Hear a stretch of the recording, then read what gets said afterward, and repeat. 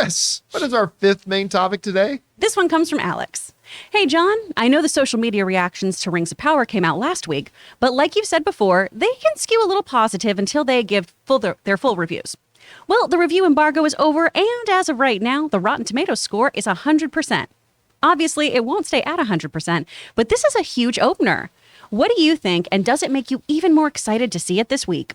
All right, thanks a lot for sending that in. Sorry, I'm still kind of recovering from that. Thanks a lot for sending that in. And yeah, look, for the last 5 years, my most anticipated television show that I've been looking forward to is The Lord of the Rings, Rings of Power. I'm going to go see it in 7 hours. I'm going to go see it in a movie theater in 7 hours. I am ridiculously excited to see it. The early reactions came out and they were all just glowing. Everybody seemed to really like it. Now, but as you're right, as we've pointed out on the show, the thing is, first reactions are, you've got one sentence you can give, 1 or 2 or 3 sentences, and that's it. You can't give your full thoughts. So you want to just kind of sum up in an initial social media reaction.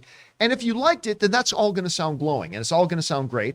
And a little bit later, when you get the person's full review, yeah, they still like the movie, but they also have time that they can go into the things that didn't work for them, right? So that's why we talk about on the show a lot that, I mean, yeah, if people say they like the movie, it means they like the movie, but they do tend to skew a little bit more to the positive, unless the movie's really bad, in which it then skews a little bit more to the negative. But still, everybody came out of watching, everybody who got to see the first couple of episodes of Rings of Power, they all said they liked it. Some completely loved it. Some just liked it as the first 2 episodes. We'll see where they go. Well, now the full reviews are out.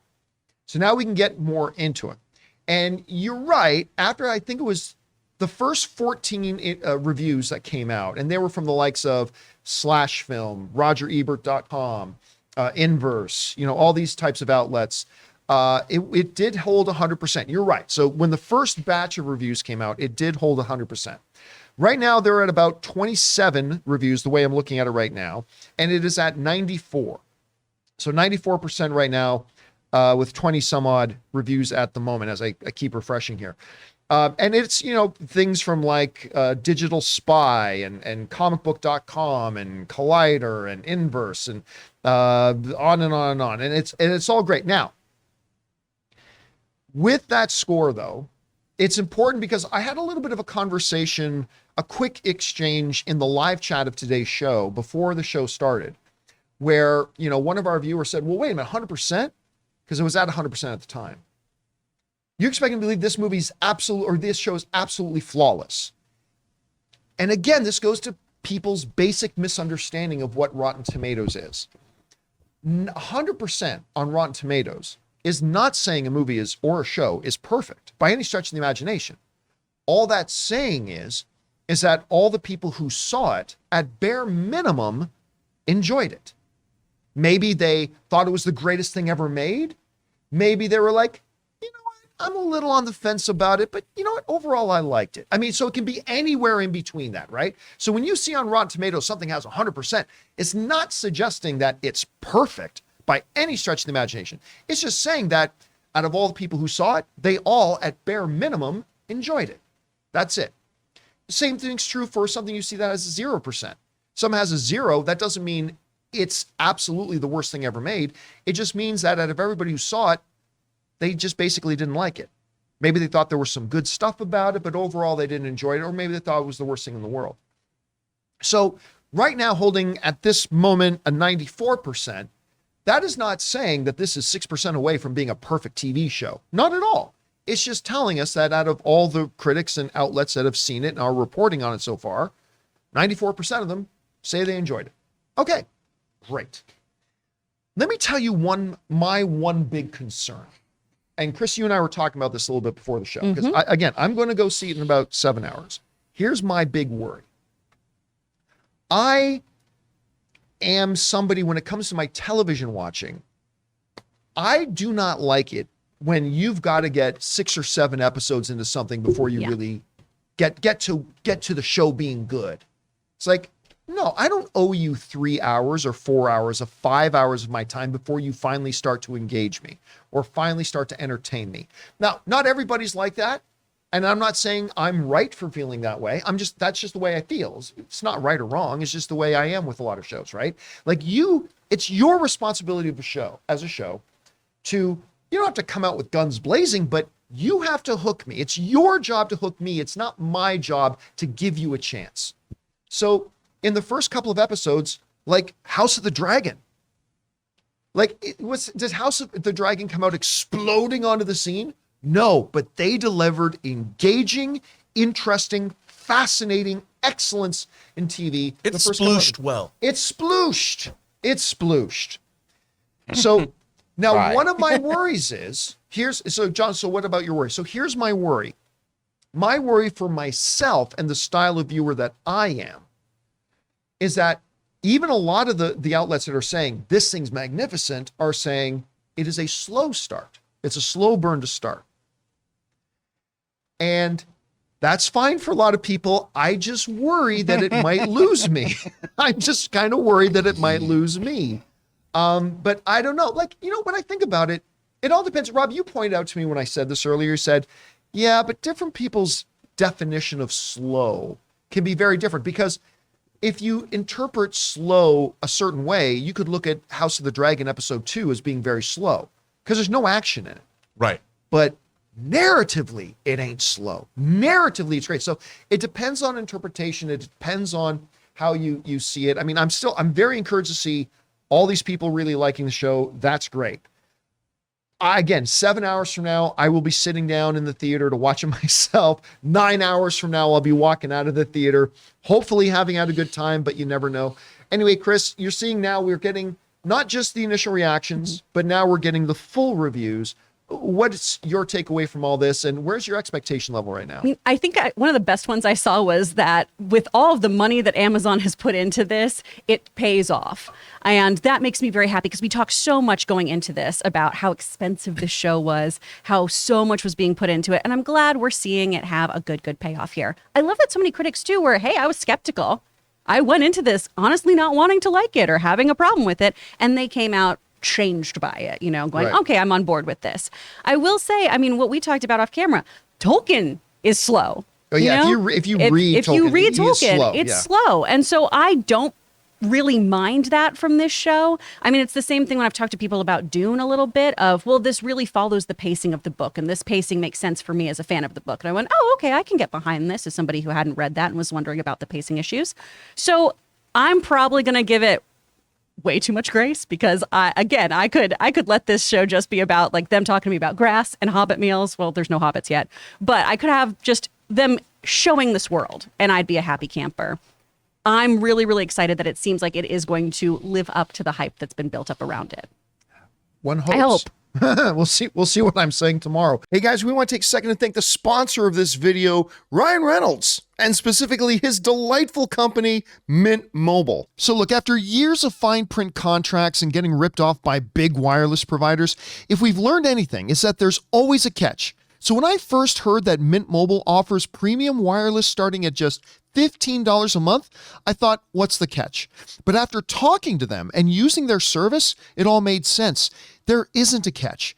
And guys, this is no joke. I have been using Mint Mobile for months now. And on top of the fact that I'm spending literally about 1/3 every month of what I was spending on my former major carrier, I've discovered no decline in my service. I kept my phone number and I was able to keep my phone. The switch from my old service to Mint Mobile couldn't have been easier and saved me more money. And the best part for anybody who just hates their phone bills is that Mint Mobile offers premium wireless for just $15 a month. All of their plans come with unlimited talk and text, plus high-speed data delivered on the nation's largest 5G network. Use your own phone with any Mint Mobile plan and keep your same phone number along with all your existing contacts. To get your new wireless plan for just $15 a month and get the plan shipped to your door for free, go to mintmobile.com/Campea. That's mintmobile.com/Campea.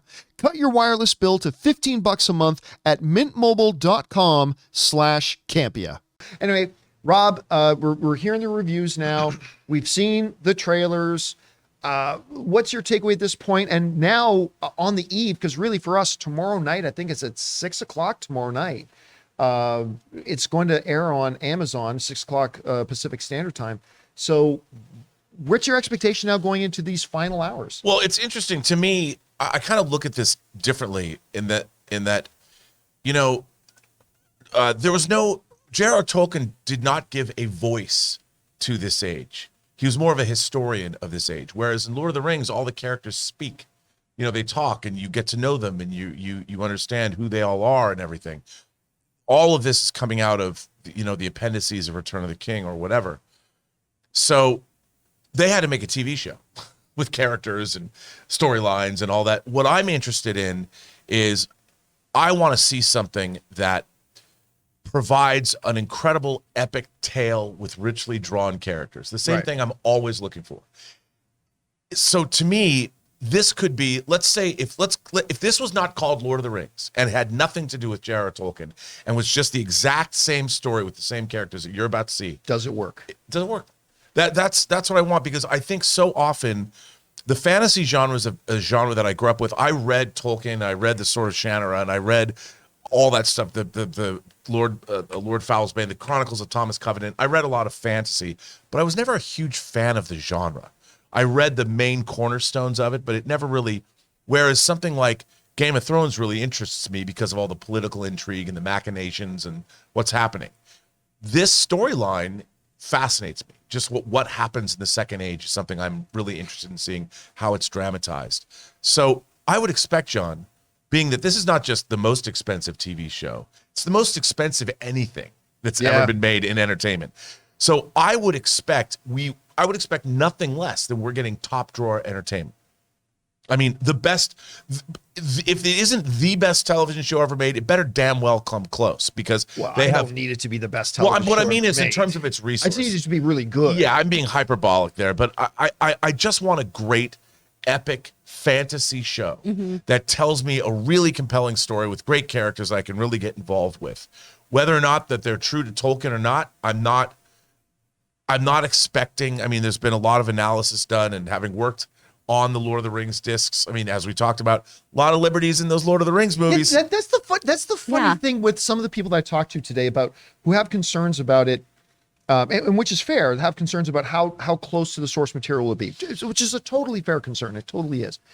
But it's like they forget how back when the Peter Jackson version came out, there were a lot of very hardcore Tolkien fans that hated Jackson's because it is so different. Oh, and I still have friends that hate those movies. Your friends are delightful. And to me, what's that, Jonathan? I said your friends are delightful. To me, what I find interesting about the Lord of the Rings films is I thought they did a really great job of capturing the spirit of the story that Tolkien was telling in the Lord of the Rings books. Yes. Now, there were changes made because when you're adapting something to another medium, you have to make those changes. Absolutely. You know, when Legolas is snowboarding down the steps at Helm's Deep, you know, when he's doing that, I don't think Tolkien imagined Legolas would do that.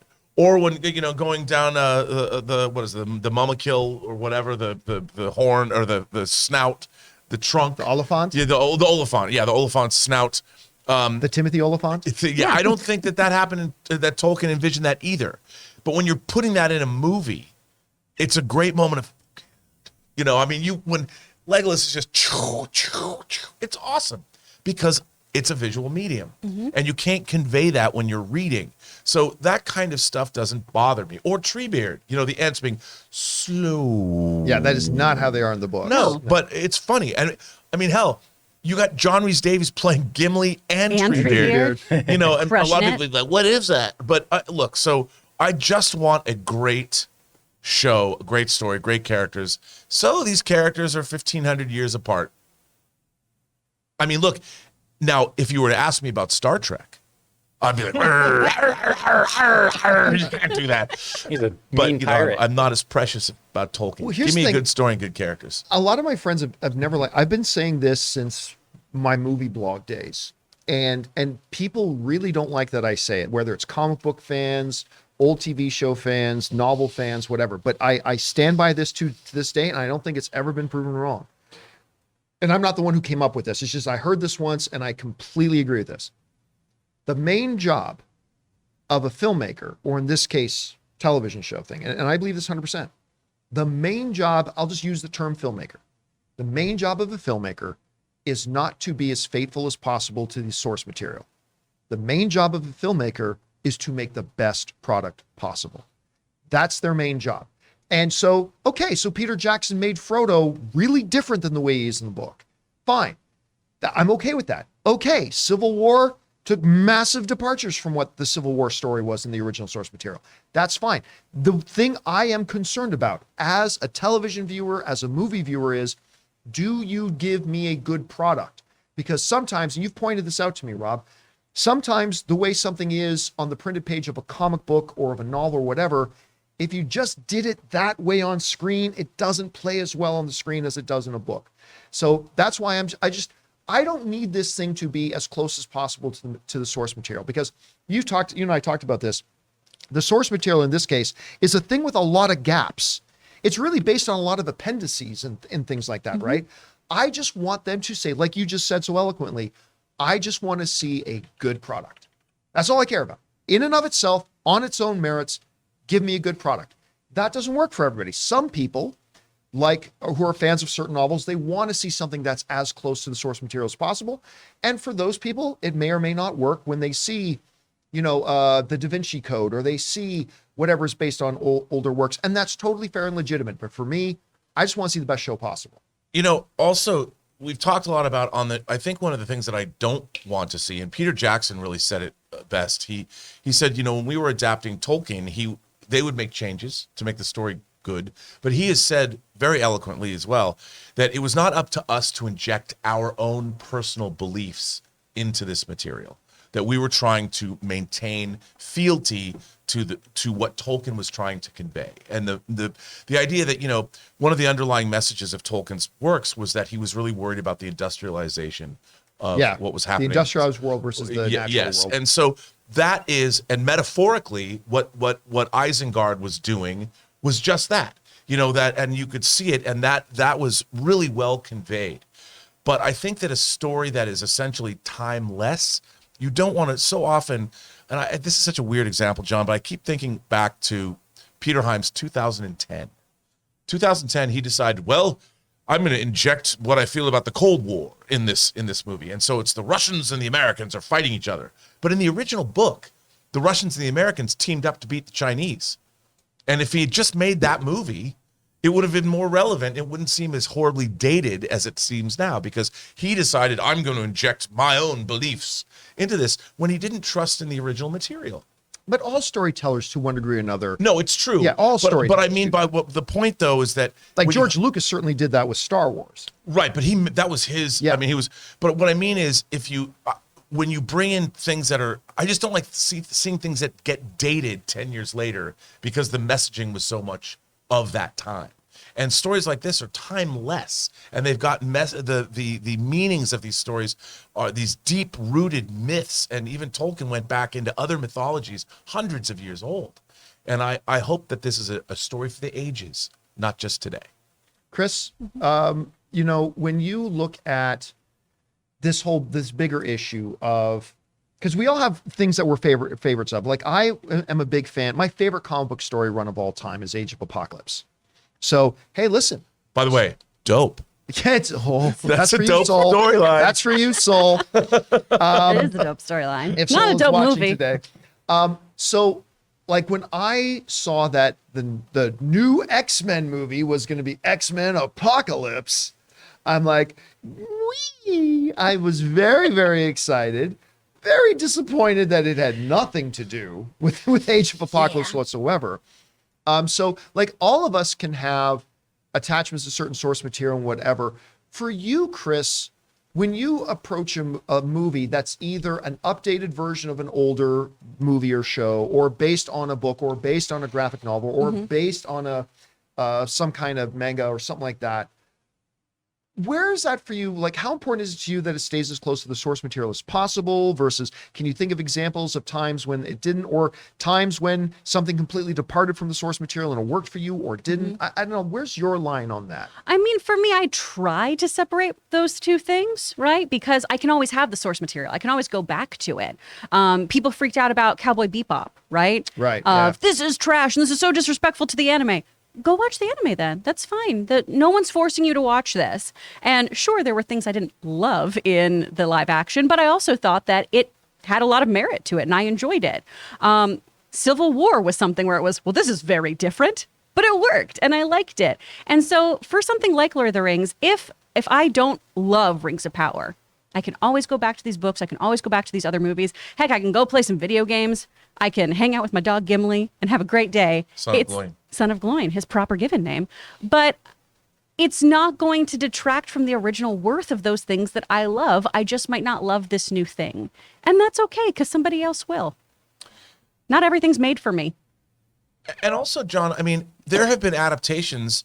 Famously, Stephen King hated Stanley Kubrick's adaptation of The Shining. Oh, yeah. Right. Stanley Kubrick is my favorite director. And he frequently, whether he was Barry Lyndon, Lolita, even Dr. Strangelove, they were all based on books. And he took them in wildly different directions than the books were.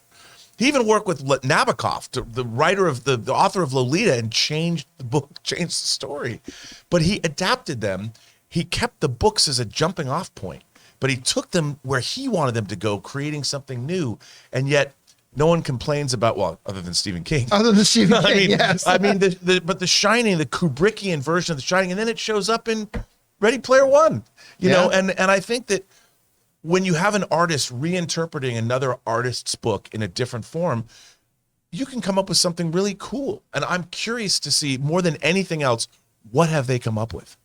Yeah, I just don't want to come out of that theater tonight having been bored. That again, that's my one concern going I don't in think tonight. you will. I hope not. I really hope not. But I am super glad that I'm going to get to see all these visuals everybody's talking about on a big screen. So anyway, guys, question is for you. We are in the final countdown now for the new Lord of the Rings show, Rings of Power. The reviews have been very strong. But does that mean I'm going to like it? I'm not 100% sure, but we will find out. I certainly hope I do. What do you guys think? Whatever your thoughts are, jump down to the comment section below and leave your thoughts there.